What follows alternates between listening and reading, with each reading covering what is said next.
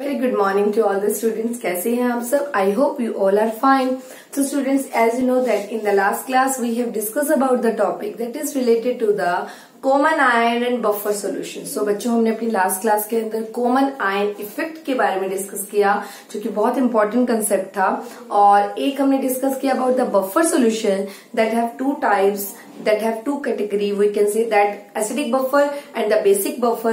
जो acidic buffer और basic buffer का कंसेप्ट है, ये कंसेप्ट हमारा कॉम्पिटिटिव एग्जाम के पॉइंट ऑफ व्यू से बहुत इंपॉर्टेंट है. और इसके अलावा हमने डिस्कस किया था अबाउट द बफर एक्शन. ठीक है, बफर सोल्यूशन जो एबिलिटी रिप्रेजेंट करते हैं, उस एबिलिटी, बफर सोल्यूशन की एबिलिटी को बोला था हमने बफर एक्शन. ठीक है, तो उसके लिए हमें एक एग्जांपल भी समझा. सो स्टूडेंट्स, आज हमारा जो टॉपिक स्टार्ट होने जा रहा है, that is also very important topic for your competitive point of view, that is solubility product. So solubility product की बात होगी. ठीक है, तो what you mean by solubility product? It is equal to the number of to the product of the concentration of ions. It is equal to the product of the concentration of ions in a saturated solution. The condition is in a saturated solution, and you know about the concept that is saturated, unsaturated, super saturated. तो बेटा अलग अलग type के solution होते हैं. Saturated means that are completely uniform solution, mix up solution. In a saturated solution with each concentration term raised to the power equal to the number of ions produced on the dissociation of 1 mole of substance. तो बच्चे, पढ़ने में काफी hard लग रहा है कि क्या कंसेप्ट है ये, बट ये कंसेप्ट बहुत इजी है, बिल्कुल इजी कंसेप्ट है. That is called solubility product. तो ये क्या कहने चाह रहा है कि सपोज हमारे पास एक वो है, सॉल्ट है या कोई भी कंपाउंड है जो कि एक्वा सोल्यूशन के अंदर डिसोसिएट हो सकता है. Suppose we have NaCl, we have AgCl, we have PbCl2, we have AlCl3, we have BaSO4. There are number of example to explain this concept. Suppose we have a salt. हमारे पास कोई भी salt है, and you know that in the aqua solution salt will be क्या हो जाते हैं, dissociated, easily dissociated. ठीक है, तो कोई भी सोल्ट जब अच्छे से डिसोसिएट हो जाता है बच्चे, जब कोई भी सोल्ट अच्छे से डिसोसिएट होगा तो the salt will convert into ions. वो सोल्ट जाएगा आयंस में. आपको पता है, suppose I will take an example, I will take an equation to explain this concept. Suppose we have Ba, for example, we have BaSO4 or in the equilibrium state. This is called unionized part. You know that in the aqueous solution, it will be dissociated and convert into ions. This is called ionized part and this is called unionized part. And you know about the ionic equilibrium, the equilibrium that exists between the ionic, unionized and ionized state, or we can say that unionized और ionized particles के बीच में जो भी equilibrium adjust होता है, that is called ionic equilibrium. So students, you know that about the K. मैं आपको K word बहुत बार बता चुकी हूँ. K is called equilibrium constant that find out with the help of a law. That law is called law of chemical equilibrium. So K is equal to B2 with SO4. The concentration of the product side upon concentration of the reactant side. The state must be mentioned here. In the which state the dissociation is possible in the aqueous state. You know about this. ठीक है. So the dissociation अपने आप तो होगा नहीं बच्चे, water होगा यहाँ पर. वाटर मैंने रिप्रेजेंट नहीं किया है. सपोज यहाँ पर मेरे पास वाटर है और वाटर को जब मैं K से मल्टीप्लाई करूंगी इस केस में, तो ये रिप्रेजेंट होगा बेटा सॉल्युबिलिटी प्रोडक्ट का कंसेप्ट है. तो यहाँ पर रिप्रेजेंट हो सकता है इस केस के अंदर KSP. आप यहाँ पर KSP भी लिख सकते हैं. तो जब भी कोई सॉल्ट आयंस में डिसोसिएट होता है, जब उसका एक्वा सोल्यूशन लिया जाता है, तो उसे रिप्रेजेंट किया जाता है जो भी उसकी आयनिक स्टेट होती है, product upon reactant, that is also equal to solubility product. ठीक है, KSP के इक्वल होता है. इतना आप लोगों को पता होना चाहिए. और जो भी आपकी ये वैल्यू है, जो भी इसकी प्रोडक्ट अनआयोनाइज्ड पार्ट है, यही जाके पहले आपको मैंने ये सिखाया था KA, KB. KA और KB कैसे बन रहे थे? जब K को वाटर से मल्टीप्लाई कर रहे थे तो बन रहा था एसिड के केस में KA. जब K को वाटर से मल्टीप्लाई कर रहे थे बेस के केस में तो क्या बन रहा था? KB. बट इस कंडीशन में जो भी आपकी रिएक्टेंट कंडीशन है, मतलब जो अनआयोनाइज्ड पार्टिकल, अच्छा पानी में डाला तो पूरी तरीके से आयंस में बदल गया, तो ये नेग्लिजिबल कंसीडर किया जाता है. तो ये इधर जाने के बाद K मल्टीप्लाई BaSO4, ठीक है, it will B represent KSP. And what do you mean bye KSP बच्चे? KSP is called solubility product constant, solubility product constant, or simply we can say that KSP is also called solubility product. KSP को आप solubility product constant भी बोल सकते हैं और KSP को आप solubility product भी बोल सकते हैं. ठीक है, तो आपको पता लगा solubility product कहाँ से आया. हमने एक एग्जाम्पल लिया इसको समझाने के लिए. ठीक है, तो एक BaSO4 बैरियम सल्फेट का एग्जांपल लिया, उसकी डिसोसिएशन चेक करी. जो प्रोडक्ट जो रिएक्टिव साइड में होगा जब वो K से मल्टीप्लाई होगा तो उसे किस तरह से रिप्रेजेंट करेंगे, उसको KSP के उससे रिप्रेजेंट करेंगे. और जब बच्चों इतना आपको मालूम हो गया तो अल्टीमेटली मेरे पास अब K की जगह में जब ये इधर मल्टीप्लाई होगा तो KSP किसके इक्वल लूंगी मैं? जो प्रोडक्ट के आयन्स है उनका प्रोडक्ट, जो प्रोडक्ट साइड है this is called product side, और जो प्रोडक्ट साइड में आयन्स है उनका प्रोडक्ट होता है KSP के इक्वल.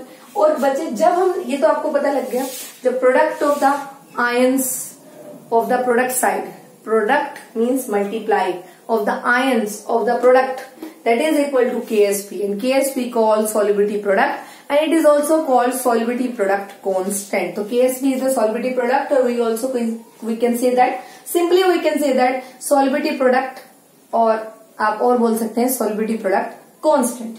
ठीक है, so but at the equilibrium level, at equilibrium condition, अगर complete equilibrium की condition है तो KSP is also equal to QSP के इक्वल भी इसे रिप्रेजेंट किया जाता है, बिकॉज जो Q होता है वो भी कंसंट्रेशन ऑफ द प्रोडक्ट के ही इक्वल होता है.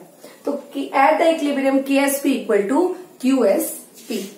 ठीक है, इतना आपको पता हो. और solubility of a salt of weak acid like phosphate increase with lower pH. ठीक है, इतना आपको मालूम होना चाहिए. सो नाउ इतना लिखने के बाद बच्चे अब मैं आपको यहीं पे एक चीज समझा रही हूं.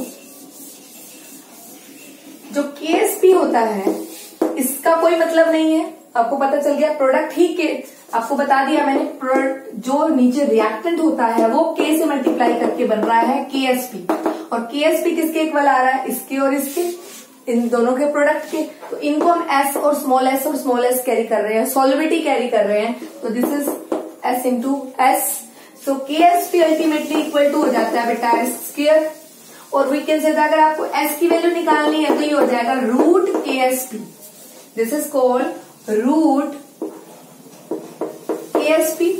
ठीक है, तो यहां से आप सॉल्युबिलिटी निकाल सकते हैं और यहां से आप सॉल्युबिलिटी प्रोडक्ट कांस्टेंट, या we can say that solubility product, यहां से सॉल्युबिलिटी प्रोडक्ट निकाल सकते हैं. और S को बोलते हैं खाली सॉल्युबिलिटी.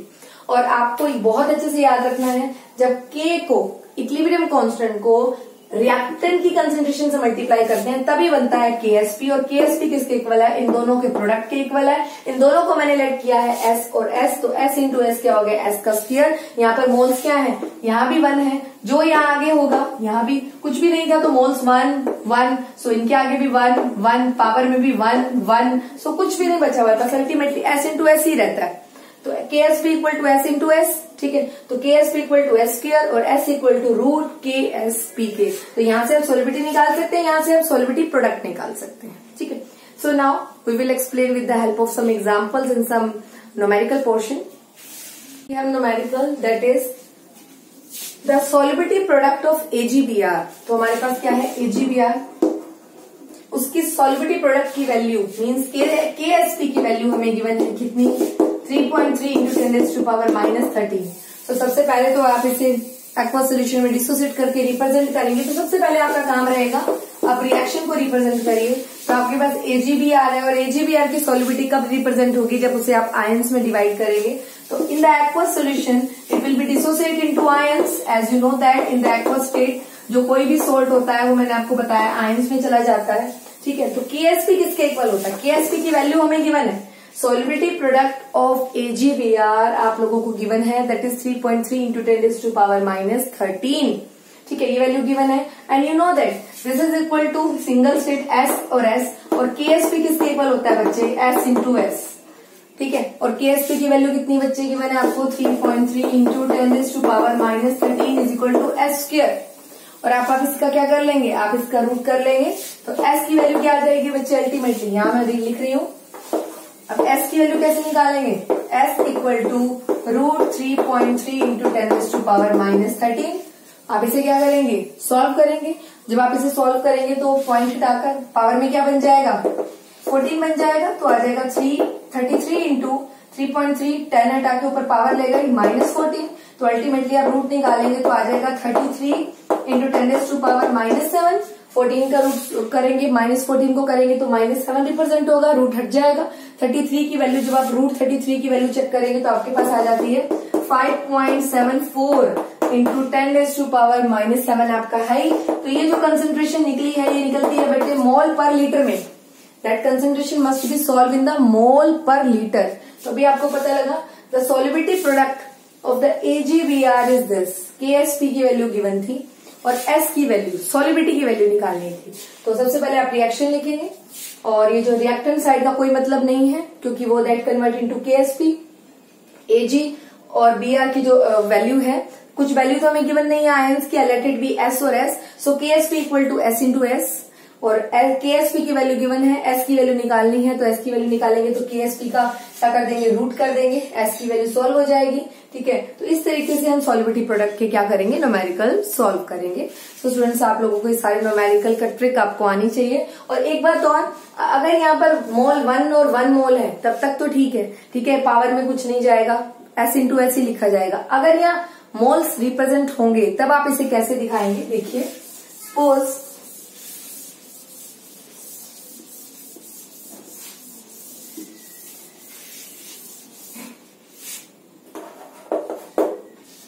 हमारे पास एक इक्वेशन है A2X3, ये भी आपका एक एनसीईआरटी का ही न्यूमेरिकल है। A2X3 दैट रिप्रेजेंट, जो रिप्रेजेंटेशन आपको गिवन है दिस इज द रिप्रेजेंटेशन। इसकी डिसोसिएशन करेंगे जब आप, तो जो भी इसके मोल्स होंगे इसको बैलेंस करने के लिए आपने A2 था तो आपने यहाँ 2 लगा दिया। जो भी इसकी ये वाली वैलेंसी इसकी होती है और ये वाली वैलेंसी X की है, क्रॉस मेथड से ही वैलेंसी निकलती है, आपको पता है। ठीक है, तो आप देख रहे हैं किस तरह से रिप्रेजेंट किया। तो बच्चे सपोज अगर आपके पास ये एक इक्वेशन गिवन है और अगर आपको इक्वेशन गिवन नहीं है बट आपको सोल्ट दिया हुआ है, आपको डिसोसिएट करनी आनी चाहिए वैल्यू। जो भी आगे उसके साथ जितना भी नंबर गिवन है वो आगे आएगा। और ये जो आयंस हैं ये A के हैं और 2 जो आयंस है वो X के हैं। तो 2 आयंस और ये नेगेटिव है और जो ये आगे वाला, आगे हमेशा कैटायन लिखते हैं तो ऊपर वाला क्या आ जाएगा, पॉजिटिव। इसको बैलेंस करने के लिए 2 लगेगा, इसको बैलेंस करने के लिए 3 लगेगा आगे। ठीक है, तो ऐसे कंडीशन में अगर हमें वैल्यू KSP की गिवन हो, सपोज मुझे इस न्यूमेरिकल के लिए, this numerical is of NCERT, ठीक है, अगर मुझे इस न्यूमेरिकल के लिए KSP की वैल्यू लगभग 1.1 इंटू 10⁻⁻23 समवट गिवन है। ठीक है, आपको ये रिप्रेजेंटेशन सिखा रही हूं मैं किस तरीके से करते हैं। तो KSP किसके इक्वल आएगा बच्चे, KSP is equal to 2S, जो भी 2 है वो यहां भी रहेगा और वो पावर में भी जाएगा। ठीक है, इनटू में 3S, इसको भी S मानते हैं, इसको भी S मानते हैं, और जो आगे लगाएंगे कोफिशिएंट वही ऊपर भी भेजेंगे। इतना आपको याद रखना और मल्टीप्लाई में लेना है। और मल्टीप्लाई में पावर क्या हो जाती है बच्चे, ऐड हो जाती है। तो कितनी पावर आ जाएगी आपके पास, 2 2 जा 4 और 3 3 जा 9, 9 मल्टीप्लाई हो जाएगा यहाँ पे। ठीक है, 3 3 जा क्या हो जाएगा हमारे पास 2 2 जा 4 और 3 3 जा क्या हो जाएगा बेटा हमारे पास 9 हो जाएगा। जब हमारे पास ये कोफिशिएंट जब हम सॉल्व करेंगे बच्चों, तो हम किस तरीके से रिप्रेजेंट करेंगे इसको, इस कोफिशिएंट को हम 3 3 जा नहीं sorry 3 into 3 into 3 3 into 3 into 3, ठीक है, 27 इंटू 4 हमारे पास आ रही है बेटा वैल्यू लगभग 108। इनको करने के बाद 2 इंटू 2 और ये आएगा 3 इंटू 3 इंटू 3। ओके, सो हमारे पास आ रहा है यहाँ पर वैल्यू आ रही है बच्चे हमारे पास कितनी 108। और s की पावर जो है, s की पावर 2, s की पावर 3, मल्टीप्लाई में पावर ऐड होती है, s की power 5 that is equal to KSP। और बच्चों KSP की वैल्यू आपको गिवन होगी और आप इजिली क्वेश्चन को किस तरीके से सॉल्व करेंगे। KSP की वैल्यू 1.1 इंटू 10⁻⁻23 और 108S5, बट आपको तो S की वैल्यू चाहिए खाली, तो 108 को आप नीचे लेकर आएंगे, 1.1 into 10⁻⁻23 108 that is equal to S5। तो आप इस न्यूमेरिकल को लॉगरिथम की हेल्प से apply the log both side, दोनों तरफ log अप्लाई करके आप इस क्वेश्चन को सोल्व कर सकते हैं। अदरवाइज s की पावर 5 सोल्व करना बड़ा मुश्किल है, ठीक है। आप किसी का स्क्वायर रूट सोल्व कर सकते हैं, क्यूब रूट सोल्व कर सकते हैं, बट किसी का s का पावर 5 सोल्व करना बड़ा टिपिकल होता है। तो इस न्यूमेरिकल के अंदर बच्चे log अप्लाई होता है। ऐसे टिपिकल मैंने आपको बताया था log का काम ही है कि काफी टिपिकल इक्वेशंस को, काफी टिपिकल कैलकुलेशन को हमें सिंप्लीफाई करने का काम होता है लॉगरिथम टेबल का। तो now we apply the log both side, और log का अप्लाई करते हैं दोनों साइड तो पावर आगे आ जाएगी, ठीक है। और क्वेश्चन क्या हो जाएगा बेटा, हमारा सॉल्व हो जाएगा, ठीक है। तो स्टूडेंट्स, हुआ इतना हमारा concept that is related to the numerical portion of the solubility product. मैं आपको बस एक बात रिमाइंड करा रही हूँ, जो भी आगे होता है वो अपने पावर में भी लेके जाना है। आयन से कोई मतलब नहीं है, बट जो कोफिशिएंट आगे है, बैलेंसिंग कोफिशिएंट आगे है, वो आगे भी मल्टीप्लाई होगा और पावर में भी मल्टीप्लाई होगा, ठीक है। सो discuss about the importance of solubility product. तो बच्चों, जो सॉल्युबिलिटी प्रोडक्ट का टॉपिक हमने किया है, इसकी इंपॉर्टेंस क्या है? एक इंपॉर्टेंस तो आपको दिख ही रही है, सॉल्युबिलिटी कैलकुलेट हो जाती है किसी भी कंपाउंड की। So importance of KSP means solubility product की क्या इंपॉर्टेंस है? तो first is calculation of solubility of compounds. बहुत से कंपाउंड्स हैं जिनकी S की वैल्यू निकल जाती है कि वो कितना डिसोसिएट हुए हैं, कितना सोल्यूबल हुए हैं वाटर के अंदर, उसकी सॉल्युबिलिटी कैलकुलेट कर सकते हैं। मैंने आपको बताया KSP किसके इक्वल है, S इंटू एस। अगर KSP की वैल्यू गिवन है तो आप S की वैल्यू निकाल सकते हैं, तो आप कैलकुलेशन कर सकते हैं सॉल्युबिलिटी का। तो नोइंग द सॉल्युबिलिटी प्रोडक्ट, अगर आपको KSP की वैल्यू गिवन है तो आप S इंटू एस करके S की वैल्यू कैलकुलेट कर सकते हैं। बस आपको KSP की वैल्यू पता होनी चाहिए। तो for the calculation of number of compounds like AgCl, BaSO4, ठीक है, magnesium hydroxide, PbI2, PbCl2, AgCl, ठीक है, Al2SO4 की थ्राइस, जितने भी कंपाउंड्स हैं इनकी आप कैलकुलेशन कर सकते हो, इनकी आप सॉल्युबिलिटी निकाल सकते हो, बट द कंडीशन इज आपको सॉल्युबिलिटी प्रोडक्ट का पता होना चाहिए, ठीक है। तो in this way, this is the very important concept of, this is the importance of the topic that is solubility product, because if we know about the solubility product value, then we easily calculate the solubility of a springly soluble salts like AgCl, BaSO4, ठीक है, etc. Second importance is in predicting the precipitation in reaction. In predicting the precipitation, PPT, in the reaction, क्या किसी reaction में PPT formation होगी, ये बात हमें कैसे पता चलेगी? हमें पता है कि कई बार हम कुछ रिएक्शन करते हैं तो काफी इनसोल्यूबल सब्सटेंस बन जाते हैं, रिएक्शन बच जाता है रिएक्शन के अंदर।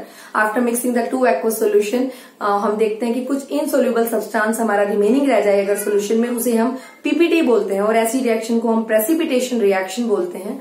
तो in predicting the PPT in the reaction, कि in predicting that in a reaction PPT are present, so this is also done with the help of a concept of solubility product. So students,